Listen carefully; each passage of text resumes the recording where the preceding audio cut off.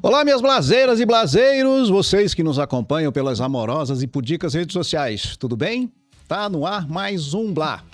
O bate-papo tão original quanto aquele munjaro de Cidade Leste e mais arrumadinho do que o cabelo do Roberto Justus. Cabelo tem tudo a ver com a nossa pauta de hoje, afinal nós vamos conversar sobre transplante capilar. Para isso, nós temos aqui uma convidada muito especial, ela que é dermatologista, tem especialidade em tricologia, uma das mais renomadas. Em Maringá, no Paraná e no Brasil, doutora Lorena Wiesentheimer. Muito obrigado pela presença, obrigado por aceitar o convite, doutora Lorena. Eu que agradeço o convite, Azevedo. É um prazer estar aqui falando com vocês. Bem, o prazer é todo nosso, porque ela estava já na minha agenda de algum tempo atrás, mas como ela ainda é recém-mamãe, como é que é o nome do filhote ou da filhota? A Geórgia. Geórgia. Tá com quanto tempo, então? 11 meses. Tá vendo, gente? Ela me deve essa visita aqui, essa entrevista, há 11 meses. Mas isso não é tema aqui da nossa conversa. Nós vamos conversar sobre transplante. Portanto, você, se tem curiosidade, se você tem alguma dúvida, é a hora de você mandar as perguntas que a doutora Lorena responde para você, diretamente lá pelo canal dela, ou então aqui pelo nosso canal que a gente remete para a Bianca e para a doutora Lorena. Especialidade em tricologia. Eu queria já entrar para você falar o que é essa parte da dermatologia, doutora Lorena. Perfeito. Até importante a gente falar isso, porque eu sou médica, dermatologista, então Isso. a residência, a minha especialidade é dermatologia, e dentro da área de dermatologia é como se fosse uma subespecialidade, então, que é a tricologia. É uma especialização na área de tricologia que estuda cabelos. E aí, tudo sobre cabelos, couro cabeludo, doenças que afetam couro cabeludo, doenças que afinam o cabelo, que é a androgenética, enfim, tudo que acomete o nosso couro cabeludo. Doutora Lorena, uma curiosidade. Eu sou de uma família grande e tenho 4 irmãs. É 4, é isso. E eu me lembro que elas brincavam, além de boneca, elas brincavam sempre de ficar penteando o cabelo uma da outra. Tem esses hábitos, me parece que, pelo menos é o que eu percebo de memória que eu tenho. No teu caso, quando você estava fazendo medicina, você já sabia o que queria ser? Já sabia que queria ser algo nesse segmento da medicina ou não? Foi até um post do meu 1º de abril, que era a mentira era justamente essa, que eu já sabia desde a época da Isso. faculdade. Não, eu nem imaginava que eu ia para essa área. Tem uma coisa na minha infância relacionada a cabelos, é que o meu cabelo não crescia, depois mais tarde eu descobri que isso tinha nome, chama Cresceu bem, né? hipotricose. Hoje cresceu normalmente, mas é uma coisa que pode acometer a infância. E eu usava calça de pijama como se fosse cabelo. Então eu brincava muito de cabelão, cabelo. Minha mãe fala que Freud explica, sabe? Mas depois entrei na dermatologia, não tinha ideia, gostava muito de procedimentos estéticos, botox, preenchimento, cheguei a fazer. Só que foi uma demanda muito grande no consultório e eu vi que, apesar de eu ter feito hospital e escola, eu fiz Unicamp na residência de dermatologia em Campinas, e eu via que era uma área que eu não tinha tanto conhecimento, porque a gente se forma dermatologista, mas muitas vezes essa parte capilar fica faltando na residência. Então foi mais pelos meus pacientes. Eu falei, eu não posso, o paciente fala assim, tô com queixa de cabelo, não posso simplesmente ir lá passar uma vitamina e entender o que está acontecendo. E aí eu fui fazer essa pós-graduação na USP em São Paulo em tricologia. E aí eu me apaixonei, né, pela tricologia. Quando eu iniciei ali os atendimentos, eu até fazia procedimentos estéticos, mas depois de um tempo eu fiquei só no cabelo. E hoje eu faço exclusivamente cabelo, mais nada além disso. Porque procedimentos estéticos, digamos, a sua especialidade conversa muito, interage muito, porque nós estamos falando aí sobre autoestima, sobre a questão da vaidade, que me parece que nos últimos anos é um mercado que cresceu muito, né? Muito. Teve um avanço em relação aos procedimentos em geral, mas cabelo é uma área muito específica, então eu faço tanto a parte clínica, né, de tratamento mesmo clínico, quanto o tratamento cirúrgico, que é o transplante. E além de cabelo, eu faço sobrancelhas, homens que querem colocar barba, então são vários procedimentos ali, né, não só o transplante capilar masculino. Interessante. Depois eu quero voltar nessa questão de barba e esses outros detalhes que tu pontuou, mas eu quero saber o seguinte, o Brasil, sobretudo nas questões estéticas, começou com o Pitangui lá atrás, nós temos uma tradição de ser muito forte, de sermos, digamos, pioneiro em algumas técnicas. O Brasil, na tua especialidade, como é que está ranqueado? Tá bem? Nós estamos bem? Muito forte, muito mesmo. Até antigamente, ali na época da pandemia, até antes da pandemia, era muito comum as pessoas irem para a Turquia para realizar transplante capilar. Isso. Você ouvia muito falar disso, né? Inclusive, assim, a Turquia ela não foi pioneira nessa área. A questão é que tem um forte comercial nesse sentido, mas ela não foi pioneira em nenhuma técnica. Entendi. Inclusive, tem que tomar muito cuidado com algumas clínicas lá, né? Isso. E aí, depois da pandemia, o Brasil começou a crescer muito nessa área. Então, as pessoas pararam de ir para lá e começaram a fazer aqui. E quando eu vou para congressos internacionais, eu palestro bastante fora, mundialmente, e a gente tem muito contato com todas as técnicas mundiais. E a gente vê como o Brasil está muito bem ranqueado em todos os tipos de técnica, fio longo, fio curto, feminino, sobrancelhas. Então, nós somos pioneiros nisso e estamos muito bem mundialmente falando. Interessante, porque você falou, tem muitos procedimentos na área estética também, que as pessoas vão aqui para alguns países vizinhos que infelizmente acabam em tragédia, porque é a questão de custo, a questão de preço, e a Turquia, eu acredito que ela fez igual a algo que eu conheço muito bem, que é o que nós estamos saboreando aqui, café. A Colômbia tem a tradição mundo, que é o melhor café, mas é porque ela fez um marketing muito legal. Porque o melhor café do mundo ainda continua sendo o brasileiro, principalmente os mineiros, e aqui que nós temos também, muito próximo aqui em Jandaia, nós temos Mandaguari, tem cafés de ótimas bebidas, tá, pessoal? Pode investigar aí que vocês vão chegar à conclusão de que eu tenho razão. Mas agora, você falou a respeito de transplante de barba e sobrancelhas.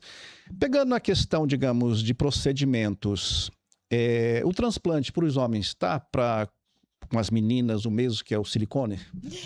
Dizem que é o silicone dos homens, né? Eu acredito que sim, porque eu acho que é uma das poucas coisas que influenciam mesmo a estética masculina. É o cabelo, os dentes, são poucas coisas ali que para o homem é importante. Sim. Então, eu acredito que sim.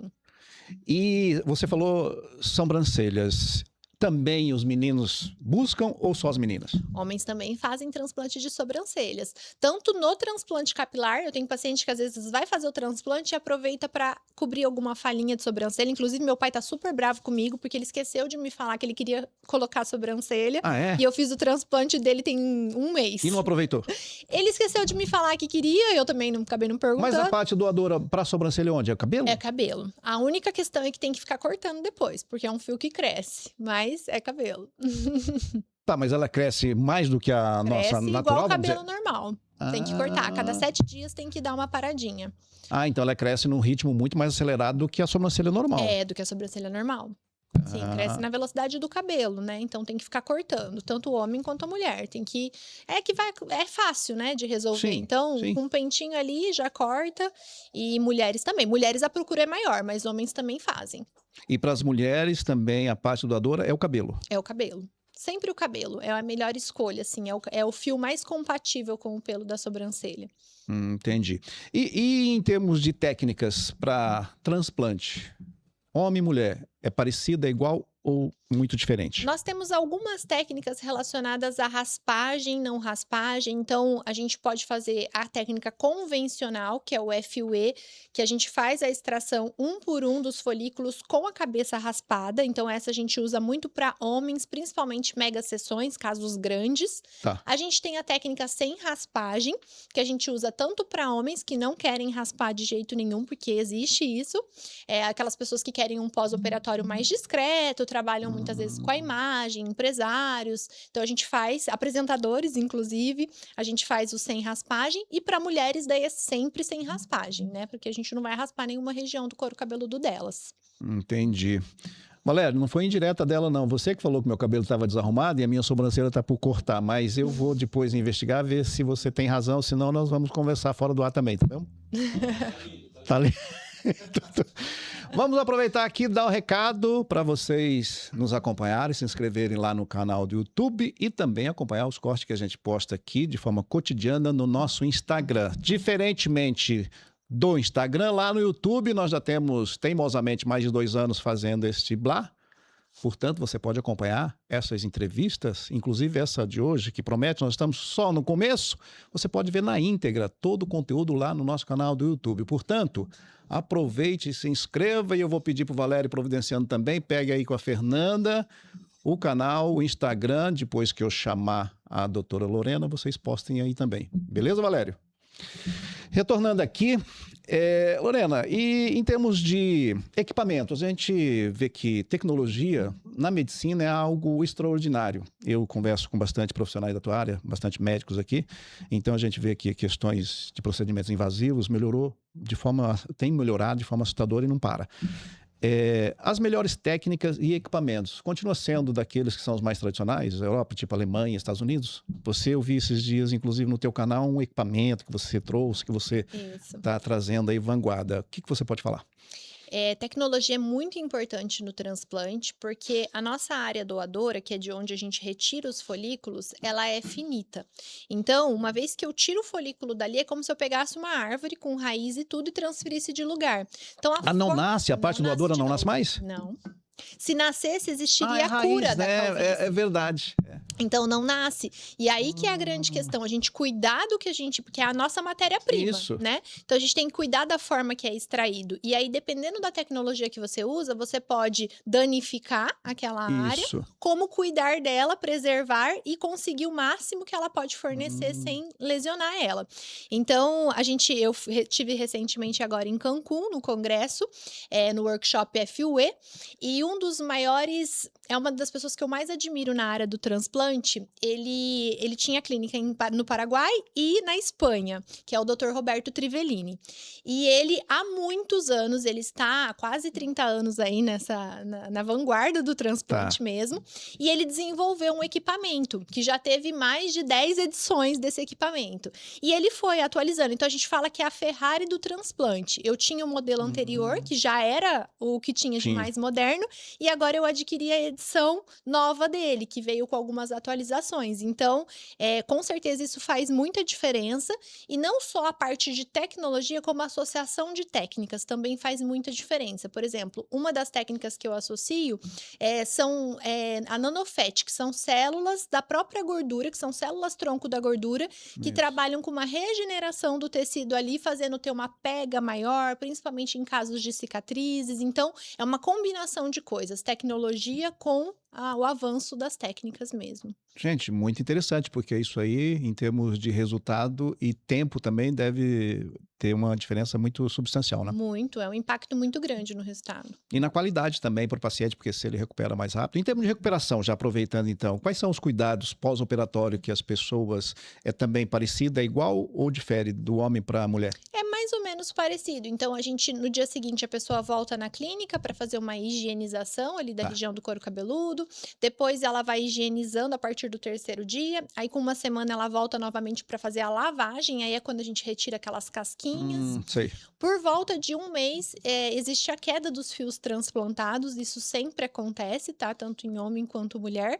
E esses fios transplantados, eles vão começar a nascer novamente. Porque fica a raiz, cai. Isso, perfeito. Fica o folículo lá embaixo, mas o fiozinho cai. E aí ele começa a crescer a partir do 4º mês. Então, do 4º mês em diante, a gente vai ter o crescimento desses fios até 1 ano, que a gente fala que é o resultado final. Mas tu vê como imita a natureza, né? Você falando, eu me lembro, você, digamos, planta uma árvore, você faz uma horta, que nem eu e meu pai, ele murcha lá, mas daqui a pouco aquela morra, aquela folha seca e vem. É muito parecido, né? Olha, interessante. Tá, e em termos de resultado, tem muitas pessoas que chegam lá com expectativa, porque isso eu conversei com o Dr. Márcio Moreira, que eu acredito, foi você que fez? Foi. E ele fala digamos, ali na consulta, numa boa anamnese ali, tem pessoas que procuram algo que não é possível entregar. Você já teve casos que falam, olha, que nem diz um amigo meu, Buzega, diz que ele é fotógrafo, ele fotografava todas essas top moda aí da cara, dessas revistas que antigamente tinha. Aí ele disse que chegou um dia uma modelo, falou, eu queria ficar igual essa daqui. Chegou com a Gisele Bündchen, falou, olha, por enquanto eu só estou fazendo foto, milagre, não estamos operando. Aparece muito disso ou não? Eu acho que antigamente aparecia mais, porque depois o Instagram ele ajuda muito nesse sentido, né? Então, assim, as pessoas vão acompanhando, elas já veem o resultado. Então, muitas pessoas que me procuram já vêm falando, olha, eu vim em você por causa da naturalidade. E é a minha bandeira, né? Naturalidade. Sim. Então, acaba que eu não tenho tanto isso. O que acontece muitas vezes é confundir. Então, fala assim, olha, eu cansei de tratar, agora eu quero fazer o transplante. Aí eu tenho que explicar que o transplante ele não cura a calvície, que a pessoa tem tem que continuar tratando, né? Então, uma coisa não impede a outra. Isso, A gente tem que combinar as duas coisas. Então, é mais assim, uma orientação que eu preciso claro. dar, às vezes, na consulta. Mas em relação à expectativa, é mais difícil alguém muito desalinhado, sabe? Tem casos muito extensos que eu preciso já conversar com a pessoa que ela pode necessitar de mais de uma sessão para chegar na densidade total ali que ela gostaria. Então, é mais assim, trazer ela um pouco para a realidade, mas é difícil alguém que chega muito fora ali, sabe? Acho que Entendi. por já acompanhar e já ver mais ou menos Já tem esse filtro, né? exatamente, a forma que a gente trabalha, né? Interessante. E você tocou em algo, digamos, que se manter e tem que ter esses cuidados. E o fator genético, por exemplo, a calvície, ela também tem esse peso, por exemplo, quem tem os familiares, os pais, os avós que tinham problemas cardíacos, enfim, leva essa herança genética. No caso da calvície também, isso procede? Isso, a maior base é a genética. Por isso que chama, na verdade, o nome dela é alopecia Alopecia. androgenética.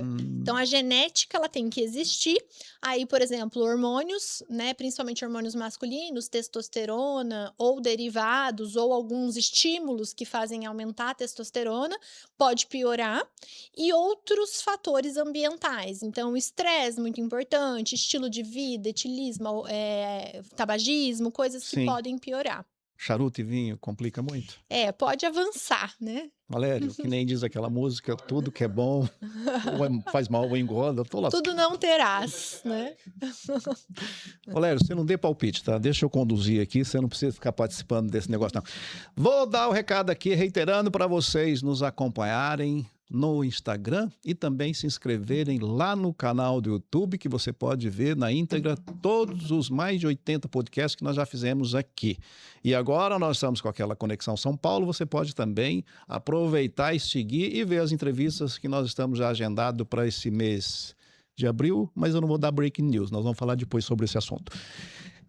A questão, digamos, de pacientes que passaram por tratamentos quimioterápicos, nós sabemos que cai o cabelo. Uhum. Isso aí é uma situação que depois fica mais complicado o tratamento, no caso, se quiser fazer transplante, ou não muda nada? Como é que é essa situação? No caso da quimioterapia, existe uma queda dos fios que não eram para cair. Então, a gente chama de eflúvio anágeno, né? E pode ter perda total, inclusive. Não só do couro cabeludo, mas sobrancelhas. A gente pode fazer estímulos depois que passa esse período de químio, para esse cabelo vir mais forte, vir mais rápido. Tá. Agora, geralmente não deixa nenhuma sequela. O que pode deixar alguma sequela é a radioterapia, que pode deixar áreas de cicatrizes ali no couro cabeludo. Aí a gente Entendi. pode precisar fazer o transplante ali naquelas áreas. Mas a químio costuma evoluir bem depois. Doutora Lorena, a questão também da parte doadora, eu vi que das partes íntimas também pode ser aproveitado. Isso é, digamos, essencial ou é necessário quando? Hoje em dia, a nossa prioridade de escolha é pelos do peito, Tá. que a gente tem que ir nos pelos mais próximos do couro cabeludo, né? Então, aquela pessoa que não tem área doadora, tem pouca área doadora, Tá. né? A gente pode ir pro pelo do peito, depois pelos da região da barba, e aí outros pelos quando necessário. Mas, normalmente, o homem que ele tem uma calvície mais avançada, ele tem bastante quantidade de pelos, tanto na região do tórax quanto da barba, então a gente pode aproveitar esses. Mas é possível utilizar qualquer tipo de pelo que a pessoa queira. Eu tive uma vez um paciente que ele tinha pelos no ombro, aí ele pediu para tirar. Aí, até faz umas 3 semanas, um paciente meu de São Paulo, ele tinha pelos na orelha. Ele falou, ai, doutora, você não quer E tirar? aproveita aquele As pelo meninas até horroroso. postaram, inusitado esse, porque ele me pediu, eu falei, vamos ver, eu nunca testei tirar da orelha. E saiu normal, um pelo grosso, e a gente implantou no cabelo. Então, assim, qualquer pelo você pode utilizar.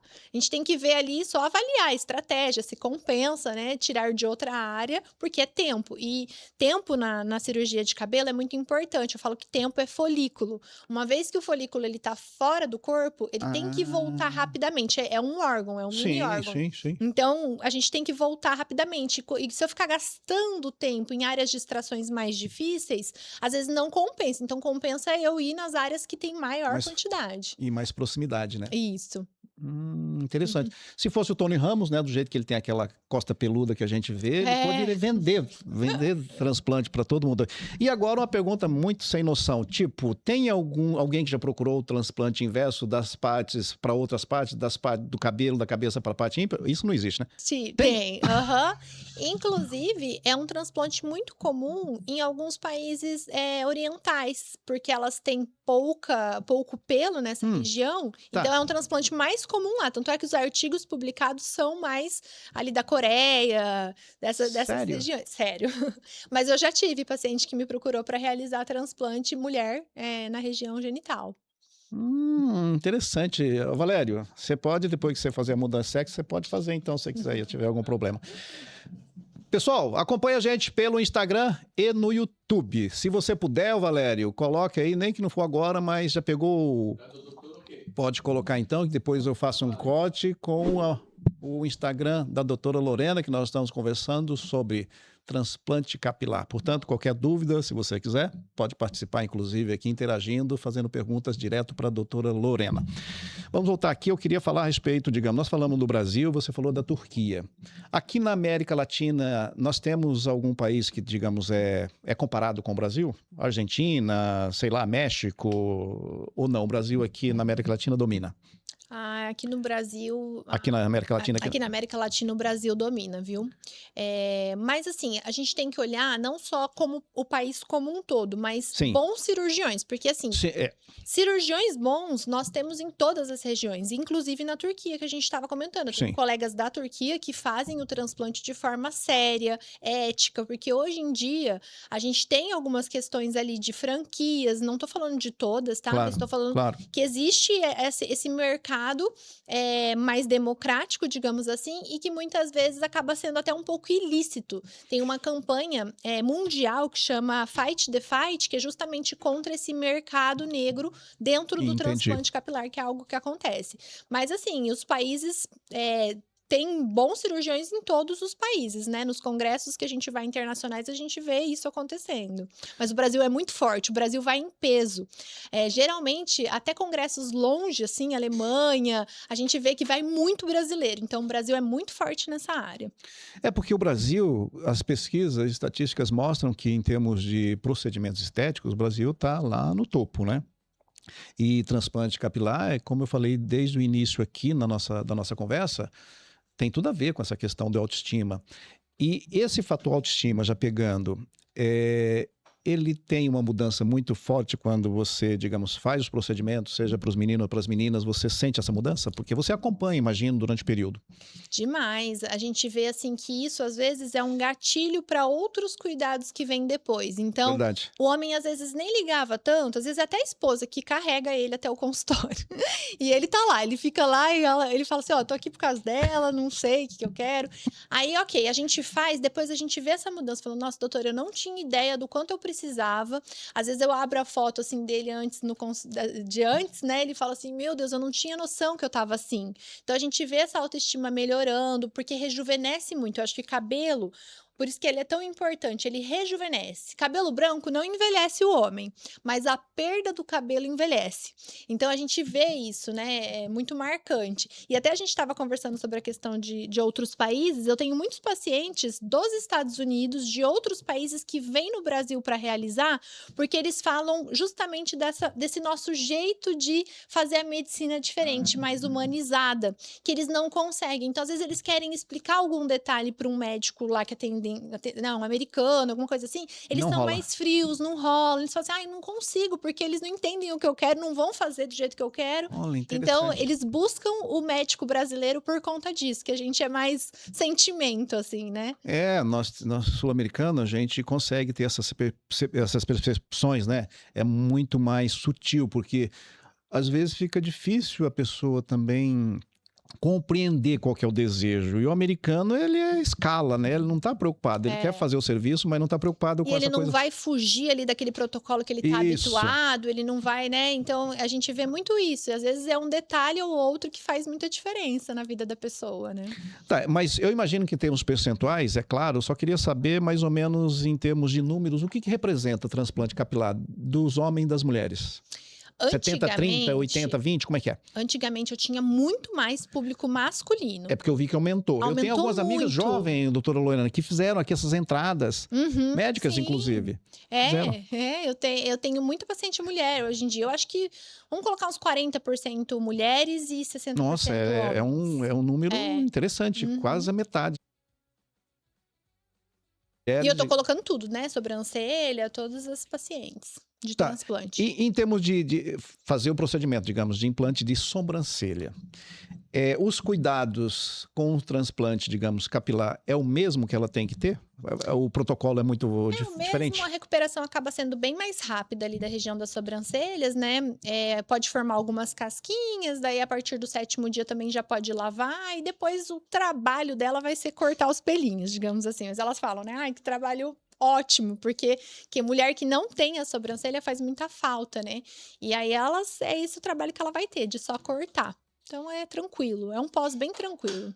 Tá, e eu vejo que você, como você falou, faz muitas especializações, congressos, porque as coisas estão hoje numa dinâmica que muda de forma muito rápida, inclusive equipamentos, que nem você falou, você compra um, daqui a pouco vem uma atualização. Onde mais, digamos, acontece esse congresso? O Brasil também tem esse congresso que vem pessoas de outros países para participar? Ou só ainda o Brasil continua indo na Itália, nos Estados Unidos? As sociedades mais fortes que a gente tem são as mundiais. Então, a gente tem a World FUI, que é uma das sociedades, a ISHRS, que é as sociedades mundiais. Então, cada ano o congresso é em um país. Por exemplo, esse ano a gente vai ter o congresso da sociedade internacional mais antiga aqui no Brasil.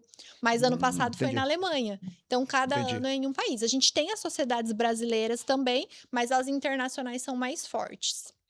Tá, e uma das questões que se discute muito hoje, doutora Lorena, é que muitos profissionais, por exemplo, você pega a aplicação de botox, essas coisas, dentistas, biomédicos, no teu caso, nessa tua especialização, quais os outros profissionais que legalmente estão habilitados para, digamos, fazer esses procedimentos?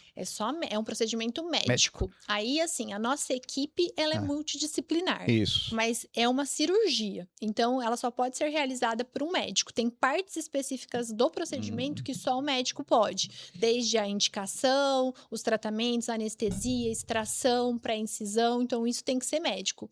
E aí, tem os outros profissionais ali. Na minha equipe, por exemplo, eu tenho enfermeiros, técnicos, que vão auxiliar. E é necessário. Nossa equipe, nós somos em 12 dentro de sala, além do médico anestesista, e aí eles vão auxiliar nessa parte de lapidação dos folículos, separação, contagem. A gente fala que é um controle de qualidade, porque a gente passa todos os folículos no microscópio, e depois eles voltam. Isso é trabalhoso, hein? Bem trabalhoso, é um trabalho de formiguinha. Quanto tempo leva fazer ou depende de quantidade de fio? Porque é fio a fio, né? É fio a fio. Como a gente faz casos grandes diariamente, nossas cirurgias em média umas 8 a 9 horas.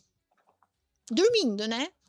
Sedação, então a pessoa não sente nada. Dormindo é o paciente, tá? O cara pálida, viu? Não é o doutor. De preferência o paciente. A Lorena também não tá ajudando aqui. Desse jeito, Valério, de preferência. E eu entrevistei recentemente o doutor Lucas Savoy aqui, que você deve conhecer. Sim. A Cássila, inclusive, vai vir para cá. E ele falando a respeito da tecnologia, que é essa coisa que eu fico maravilhado, sobretudo na área de medicina, que ele faz, digamos, os procedimentos lá, na área dele ele é gastro, né? Ele faz procedimentos bariátricos, né? Ele falou, Azevedo, hoje, por computador, né, você faz, e antes você tinha era uma coisa física, hoje você entra numa cabine, como se fosse um joystick ali, você faz, falou, você não soa, você está mais tranquilo. Então, a tecnologia para você também, em termos de equipamento, eu acredito que avançou muito de quando você começou. Nesse pouco espaço, porque ela é muito menina ainda, nesse pouco espaço você já teve um avanço em termos de equipamento muito grande, né? É isso. Eu tô há 7 anos na área do transplante. Assim, apesar de ter evoluído, a gente teve uma época que foram lançados os robôs para nossa área. Então, o robô, ele extraía, ainda existe, né? Ele extrai, depois ele implanta. Só que como o folículo é muito microscópico, ele não tem essa sensibilidade. Isso. Então, ele acaba fazendo mais dano da área doadora. Por exemplo, o equipamento que eu uso, ele tem menos de 1 milímetro. Aí, o robô é 1,5, então acaba danificando ali. Então, não foi bom. Na época, vieram mais de 50 para o Brasil. Hoje, eu conheço 1 ou 2 cirurgiões que ainda tem, mas usam muito pouco. Tem que ser artesanal mesmo. E ele é muito bom pro cirurgião, mas pro paciente, não, porque o cirurgião fica lá só, né? Então, assim, ainda a gente não tem isso. Ainda é uma cirurgia de muita performance, a gente fala, para o médico cirurgião. É muito desgastante, porque É, 8 horas ali. 8 horas. E a parte de extração ali vai umas 3 horas e meia, Nossa, essa só tirando. concentração, essa... E é um desgaste físico mesmo. Então, é uma cirurgia que até me fez aprender muito, porque a gente tem que treinar a mente, mas tem que estar com o corpo também muito bem. Exatamente. É, porque lera, esse monte de coisa que acontece E é aí, muito repetitivo, Isso. né? O movimento. Então, sim, é desgastante. Então, para nossa área, essa tecnologia veio, melhorou muito para nós, mas ainda é operador dependente. Então, ainda depende muito de nós. Eu acho que com a inteligência artificial, muita coisa vai evoluir para o lado da robótica. Mas, por enquanto, a gente não tem um robô que seja eficaz, assim, a ponto de tirar como humano. Olha, do jeito que a coisa evolui, eu não duvido de quase nada, mas eu penso que substituir, nesse caso, a retirada do folículo para você fazer, vai ser muito difícil. Um equipamento que tem essa sensibilidade e essa precisão. Muito difícil. É porque, assim, o fio, ele varia de um para outro, né? Isso, Então, assim... Só se realmente for inteligência artificial que detecte isso e consiga porque fazer. a intensidade, porque no retirar ali, é claro, você tem que ter esses cuidados, né? Com certeza. Não é chegar e puxar. Não, é muito delicado. A gente usa uma lupa, eu uso uma lupa de 11 vezes para poder enxergar e tirar da forma correta. E, da mesma forma, fazer a pré-incisão da forma correta. Então, realmente... requer muitas habilidades. Doutora Lorena, e você falou, digamos, do time aí da transição de uma parte para outra é muito importante. A gente vê como qualquer transplante, você vê que tem aviões que buscam aquela rapidez que é a necessidade. Quanto tempo, por exemplo, que morre esse folículo se você não transplantar? O que é o tempo ideal de você retirar e implantar? Isso já tem estudos, né? A partir de 2 horas a gente começa a ter sofrimento folicular. A partir de, né? Aí a gente tem que deixar numa temperatura adequada, numa solução adequada, para poder sobreviver um pouco mais. Então, no máximo 4 a 5 horas fora do corpo, porque ele tem que voltar. Entendi. E sol? Que período tem que evitar? Após 30 dias do transplante, porque depois de 3 dias já pode colocar boné. Então, se a pessoa for para algum lugar que vai tomar sol, usa um boné. E a partir de 30 dias pode tomar sol direto. Aí, inclusive, pode usar protetor solar. A gente pede para usar aqueles Embruma, que é o sprayzinho, e aí pode utilizar. Entendi. Vamos entrar aqui naquele espaço de pergunta nada a ver com a nossa entrevista. Eu queria saber se alguém aqui está antenado, ligado. O que se comemora neste dia de 7 de abril? Quem sabe? Na verdade, são 2 datas que se comemora Dia Mundial de Combate ao Câncer. É dia 4 de fevereiro e hoje também, pelo menos eu vi no Google. Vê se o Google está errado aí, Valério, porque você nunca acerta uma. Vê se você acerta essa daí. Checa para mim aí, viu? Dia Mundial da Saúde. Da Saúde? Então é Dia Mundial da Saúde. Então, do câncer, eu acho que é do dia 4 de fevereiro, tá, gente? Esse espaço aqui também é utilidade pública. Valério, você tá no Munjaro ainda? Como é que você tá? Tô louco, não, cara, só treino agora.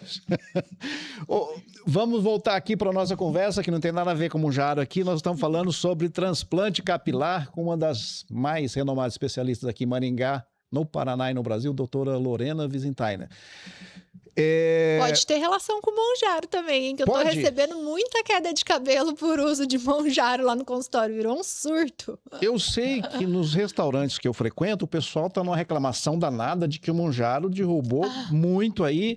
Mas qual a correlação, então, que tem do Monjaro? O que está vinculando aí com a tua área, doutora Lorena? Até o que a gente sabe, não tem relação direta da tirzepatida, né, com a queda. Mas o fato da pessoa diminuir muito o consumo de alimentos, e, gente, cabelo é nutriente. É proteína, né, aminoácidos, minerais, vitaminas. Então, a pessoa diminui e faz muita restrição de consumo. O corpo entra em alerta. Ele fala, peraí, eu tenho que direcionar energia para aquilo que é importante, para o cérebro, para o pulmão, vou dispensar aquilo que não é importante. Então ele derruba aquilo que está gastando energia à toa, que é o cabelo, as unhas ficam fracas e o emagrecimento muito abrupto também pode levar à queda de cabelo, justamente por esse estresse para o organismo, né? Então tá acontecendo muito, virou um surto no consultório. Interessante. Mas até onde a gente sabe não tem relação direta. Entendi, mas você falou estresse. Me parece que, pelo menos a breve pesquisa que eu fiz a respeito pós-parto, a da Covid também, isso aí deu uma acelerada nessa questão, tanto da procura por vocês profissionais dessa área, quanto também essas circunstâncias provocam, digamos, a queda de cabelo. Quais são outros elementos que contribuem para isso? Tudo que faz um desbalanço no organismo. Então, por exemplo, o pós-parto, a gente tem lá a mulher com altos níveis de hormônio e ela vai ganhar o bebê, vai cair esses hormônios. Então, ela vai ter queda depois de uns 2, 3 meses. Outra coisa, a amamentação, acaba faltando um pouco de nutrientes para a mãe. Então, ela tem que suplementar bastante para não faltar para ela. Entendi. Aí, usos de hormônios em geral também pode causar queda de cabelo, testosterona, dependendo de como é feito, né? De forma inadequada, com muitos picos, alguns medicamentos, o Covid, a dengue, são doenças que inflamam tanto os órgãos quanto os folículos, que são órgãos do couro cabeludo. Então, Sim. tudo aquilo que desbalança o organismo pode levar à queda de cabelo. Função de tireoide. Então, quando uma pessoa chega com queda, a gente tem que fazer um rastreio. Teve até uma paciente que eu atendi, recebi os exames dela agora, eu vi ferritina baixa, B12 no pé, vitamina D baixa. Então, assim, tá tudo, principalmente o ferro, né, que é o mais importante ali. A gente tem que repor para reestabelecer ali um bom funcionamento do organismo. Bacana. Valério, Fernanda, como é que nós estamos de tempo aí? Podem falar para mim? 35, ainda estamos no meio, mas nós já tiramos o café, portanto, eu estou fazendo aqui essa entrevista muito bacana com a doutora Lorena, falando sobre transplante capilar. Não vou tirar o café porque eu já estou tomando aqui, ó, Copenhague. E você sabe, tem 3 lojas aqui em Maringá, ali no Maringá Parque, no coração da cidade, no shopping, e também no shopping Catuaí. E lá na JK 1495. Acertei? 100%, rapaz. Portanto, para começar bem o seu dia, ou então para dar aquele up logo após o almoço, ambiente bacana, você passa lá na Copenhague, numa dessas 3 lojas, já aproveita e compra o chocolatinho, que é tudo muito especial. Bacana? Voltando aqui a falar sobre transplante, falar sobre, digamos, procedimentos invasivos. Quais são, digamos, os não invasivos que você, quando a pessoa te procura, fala, ó, eu queria saber só para melhorar a minha cabeleira aqui, tem alguns procedimentos que não são invasivos? Um tratamento? Sim, o transplante ele é o tratamento cirúrgico. Cirúrgico. Mas a gente tem tratamentos injetáveis. Então, tanto mesoterapia, que é a aplicação de medicações específicas no couro cabeludo, Tá. o MMP, que é um microagulhamento leve com a infusão de alguns medicamentos, fatores de crescimento. A gente tem uma outra tecnologia chamada Mesoject, que ela funciona por eletroporação, então ela deposita os medicamentos no couro cabeludo, além do laser de baixa potência. Então, são associações de tratamentos que podem ser feitos tanto para quem não vai realizar o transplante, só para tratar, aquela pessoa que está sentindo o cabelo afinar, mas ainda não tem indicação do transplante, e para quem já realizou também, para um estímulo mais rápido desses fios e para o tratamento dos fios nativos que a gente fala. Tá. E em termos, digamos, de procedimento não invasivo, como a pessoa, de repente, tem oleosidade, a pessoa caspa, essas coisas. É muito procurado isso também, doutora Lorena? Muito, porque a alopecia androgenética tem muita associação com a dermatite seborreica, que é essa descamação. Na verdade, a caspa que a gente vê, ela é consequência de um couro cabeludo que está inflamado. Então, a gente pode associar terapias capilares, que a gente tem lá no consultório também, Tá. mas uso de ativos específicos que a pessoa pode fazer em casa para melhorar essa inflamação do couro cabeludo. Couro cabeludo inflamado pode gerar queda de cabelo também, então a gente tem que tratar. Porque é como se fosse tratar, digamos, o terroir, é como tratar ali Aquele solo. E aquele solo ali tem que estar bem nutrido, né? Exatamente. E bem nutrido, o que é uma boa alimentação para a pessoa que tem essa preocupação, digamos, com o seu cabelo? Você falou ferro, é muito importante. Quais são os outros minerais, os outros, digamos, ingredientes que são muito importantes? Proteína é muito importante para a produção do cabelo. Então, a gente estava falando do uso de monjara, uma das coisas que impactou muito foi que as pessoas começam a comer menos, né, proteína. E à medida que a pessoa vai ficando mais velha, por conta também da insuficiência de enzimas digestivas, ela também vai tendo menos atração por carne vermelha. E a carne, querendo ou não, além da proteína, tem o ferro. E a carne vermelha é onde a gente tem o ferro mais biodisponível. Porque tem nos legumes também, também, legumes principalmente verde escuro, mas não é tão biodisponível igual na carne. Então, as pessoas que não comem carne, vegetarianos, veganos, a gente vai ter déficit. B12 é muito importante na produção do fio, o selênio é muito importante, o silício é muito importante, o zinco, o cobre. Então, a falta desses nutrientes podem impactar diretamente na produção de cabelo. Aí tem alguns que são um pouco controversos, mas a gente sempre tenta otimizar, que é a vitamina D, a gente sempre tenta deixar ela num nível maior. Vitamina A não pode ser em excesso, porque ela pode levar à queda de cabelo. O selênio também, em excesso, ele gera queda de cabelo. Até a castanha do Pará é muito rica em selênio, né? Então, eu já tive paciente que tava com queda por conta de um consumo exagerado. O selênio tava Além de ser altíssimo. calórico pra caramba aquilo lá também. Né? É porque tem muita gordura, Isso. né? Então, assim, tem que estar balanceado, digamos assim. Tudo otimizado, mas não em excesso. E uma boa alimentação, ela é o suficiente ou há a necessidade de uma complementar? De suplementar. É muito difícil alguém que consiga consumir tudo que precisa. Porque nós estamos na era de suplementação, né?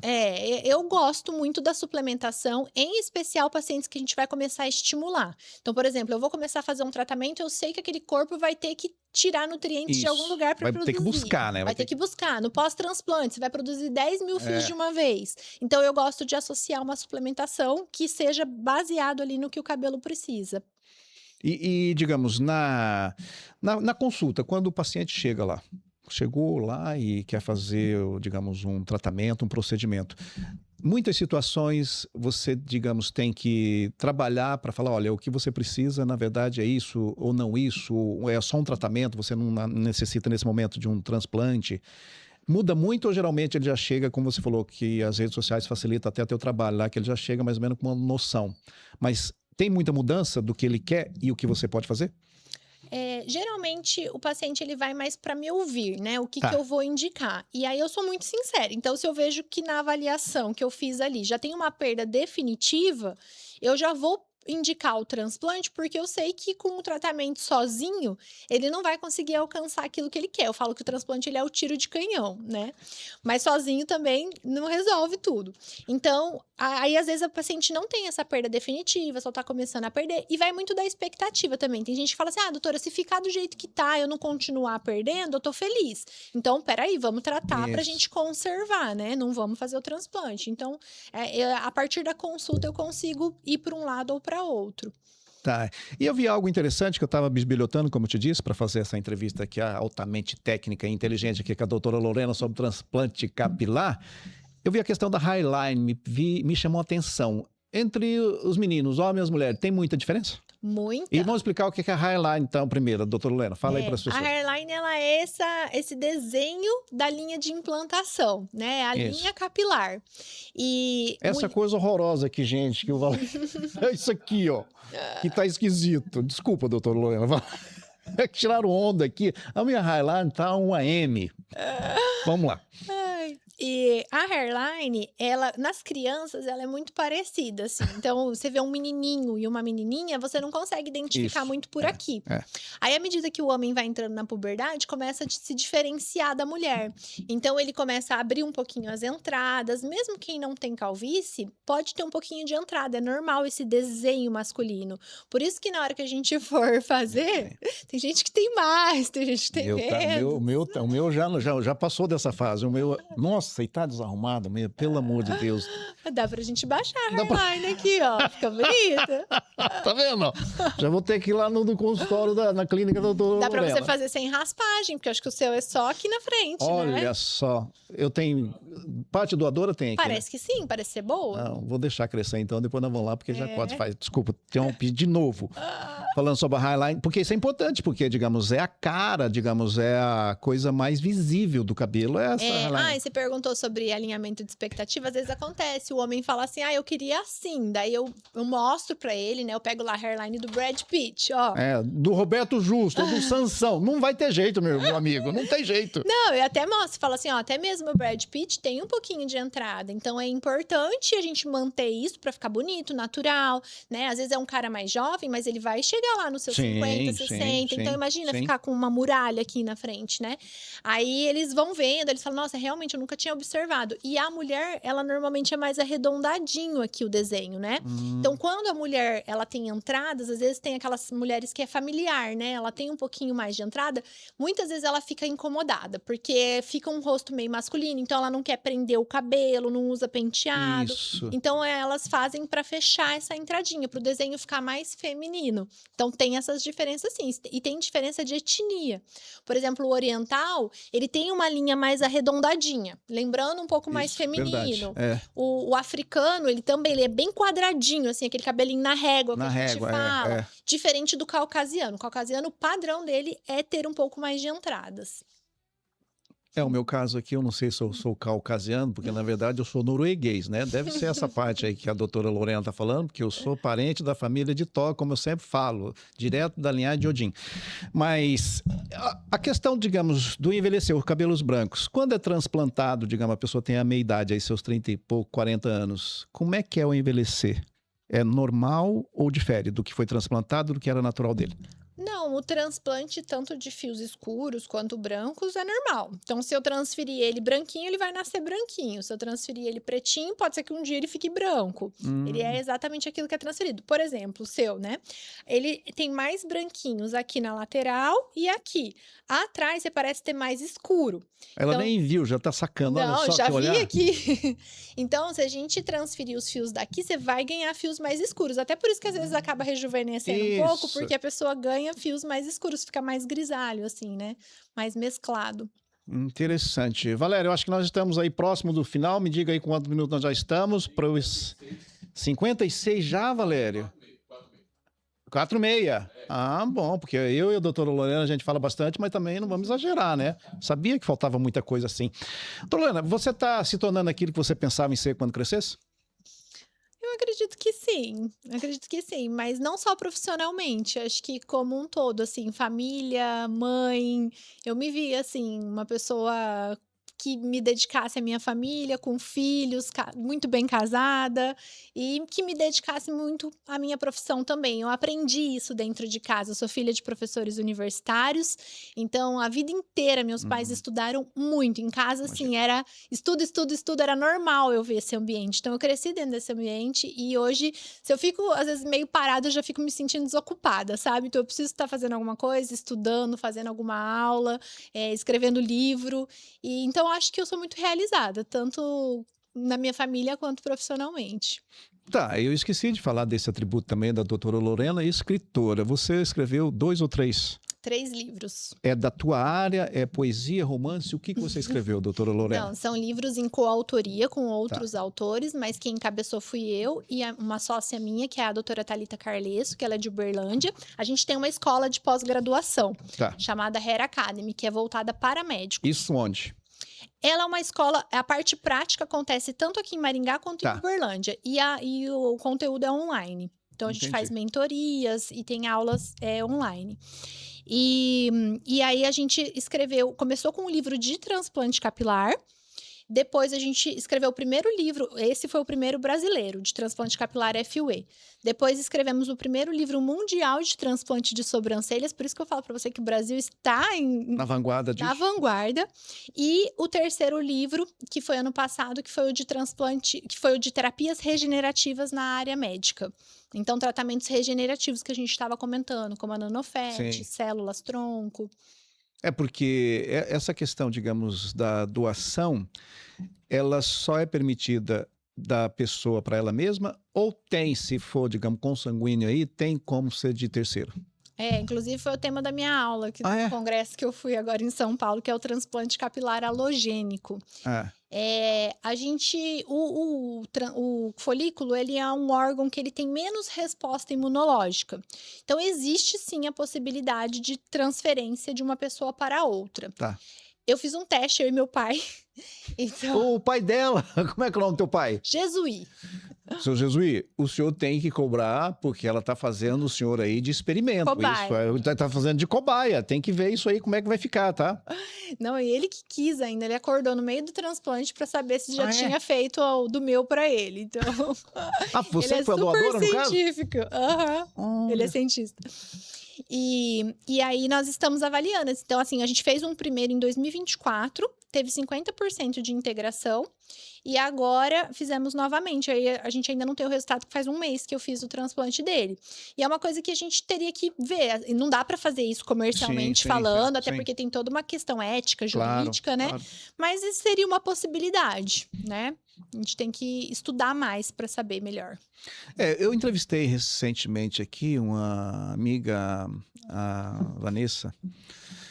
Ela falou a respeito, ela é leiloeira, ela faz leilões. Eu e ela conheço, Guelzer. Isso, filho do Henrique da Sandra.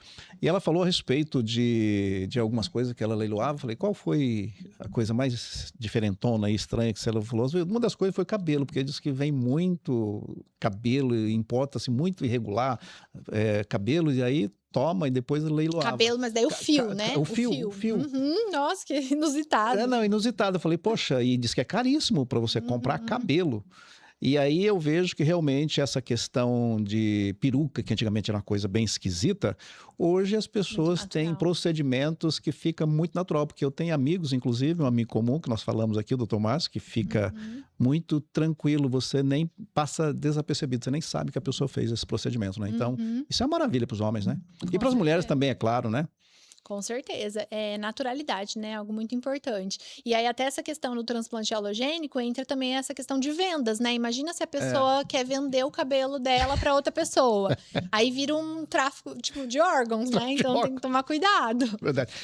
E a barba, como é que é? Tem muita procura também da pessoa que quer... É o que é falha ou ele não tem, quer colocar? O que acontece? Isso é uma coisa mais dos países latinos, essa procura pela barba. Sim, homens que querem corrigir falhas, homens que querem, às vezes, aparentar um pouco mais velhos, empresários, que tem cara de novinho. Eu já fiz de um delegado que ele tinha passado num concurso, ele falou, como é que eu vou chegar lá com essa cara de menino? Ninguém vai me respeitar. Aí a gente fez... Mão na parede, vagabundo, não vai colar, né? Empresários, então é mais para isso. Dá para fazer tanto junto com o cabelo quanto só a barba, né? Às vezes a pessoa tem muito cabelo, mas quer fazer só a barba. E dá para, digamos, dar uma uniformidade? Porque a minha barba, doutor Lorena, ela é a coisa mais esquisita do mundo. Ela fica aqui preta, aqui ela fica meio azulada, aqui ela fica amarelada, aqui ela fica ruiva, fica um troço esquisito. Mas é por causa da cor dela? Da cor dela, não tem como deixar ela só, de uma cor só, não tem, isso aí não tem o que fazer, né? Tá vendo? Eu tentei uma consulta aqui, mas não vai rolar. E resumindo, não tem o que fazer, tá? Nasceu assim... Dá pra pintar, usar um grecinho. Pintar não, pintar eu me recuso até o cabelo, não vai dar certo. Eu sei que nós estamos na reta final, eu vou pedir para a Fernanda pegar aqui a nossa cortesia, porque a gente tenta agradar os convidados, as convidadas, porque a gente sabe que é roubada vir aqui. Aí pelo menos no final a gente dá um chocolate da Copiar, que aparecendo, nossa, para vocês não falar tão mal da gente por aí. Esse daí é a doutora Lorena, que já pegou, pode passar para ela. Obrigada. E o outro é para Bianca, que ela me suportou também, eu perturbando ela desde a semana passada. Tá?